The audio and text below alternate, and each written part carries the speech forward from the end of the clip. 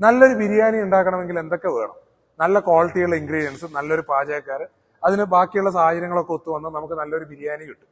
അതേപോലെ തന്നെ ബിസിനസ്സുകാർക്ക് പ്രോപ്പർ ആയിട്ടുള്ള ബിസിനസ് കൺസൾട്ടേഷൻ, ടാക്സ് സംബന്ധമായിട്ടും GST സംബന്ധമായിട്ടും ഒക്കെ കൃത്യമായിട്ടുള്ള കൺസൾട്ടേഷൻ കിട്ടണമെന്നുണ്ടെങ്കിൽ ബിസിനസ്സുകാർ കൊടുക്കുന്ന ഡാറ്റ നല്ല ക്വാളിറ്റിയുള്ള ഇൻപുട്ട് ആയിരിക്കണം. എന്ന് വെച്ചാൽ ആവശ്യമുള്ള എല്ലാ കാര്യങ്ങളും നല്ല ആ ഒരു അക്കൗണ്ടന്റിനോട് പറഞ്ഞു കൊടുക്കുകയും നിങ്ങൾ ചൂസ് ചെയ്യുന്ന അക്കൗണ്ടന്റ് ആ ഒരു മേഖലയിൽ ടാക്സ് നിയമങ്ങളെക്കുറിച്ചും അക്കൗണ്ട്സിനെ കുറിച്ചും ബാക്കിയുള്ള ഫോർമാലിറ്റീസിനെ കുറിച്ചും ഒക്കെ വ്യക്തമായിട്ട് അറിയുന്ന ആൾക്കാരുടെ അടുത്ത് നിങ്ങൾ കൊടുത്തു കഴിഞ്ഞാൽ നിങ്ങൾക്ക് കിട്ടുന്ന സർവീസും ആ രീതിയിലായിരിക്കും. നല്ല ഇൻപുട്ട് ഇട്ടാൽ മാത്രമേ നല്ല ഔട്ട്പുട്ട് കിട്ടുള്ളൂ.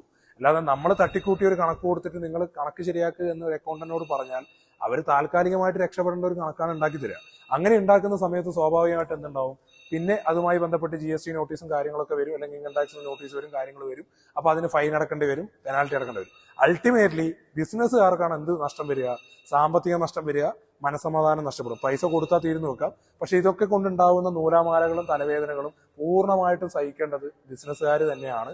അതുകൊണ്ട് നിങ്ങൾ 100 രൂപക്ക് കിട്ടുന്ന GST റിട്ടേൺ ചെയ്യുന്ന ആൾക്കാരുണ്ടാവും, 1000 രൂപക്ക് ചെയ്യുന്ന ആൾക്കാരുണ്ടാവും. തമ്മിൽ നിങ്ങൾക്ക് പ്രോപ്പർ ആയിട്ട് തലവേദനയൊന്നും വരാത്ത രീതിയിൽ കാര്യങ്ങൾ കൈകാര്യം ചെയ്യുന്ന നല്ല അക്കൗണ്ടന്റുമാരെ കാണുക, കാര്യങ്ങൾ കൊടുക്കുക. എൻ്റെ വീഡിയോസിന്റെ അടിയിൽ വന്നിട്ട് നല്ല അക്കൗണ്ടന്റുമാർക്ക് ക്ലാസ് കൊടുക്കണം എന്നല്ല പറയേണ്ടത്.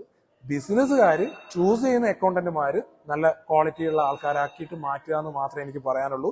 ഇഷ്ടംപോലെ അക്കൗണ്ടന്റുമാർ അവൈലബിൾ ആണ്. ബട്ട് നമ്മൾ സെലക്ഷൻ പ്രോപ്പർ ആയിട്ടില്ലെങ്കിൽ നമുക്ക് സാമ്പത്തികമായിട്ട് നഷ്ടം വരാം.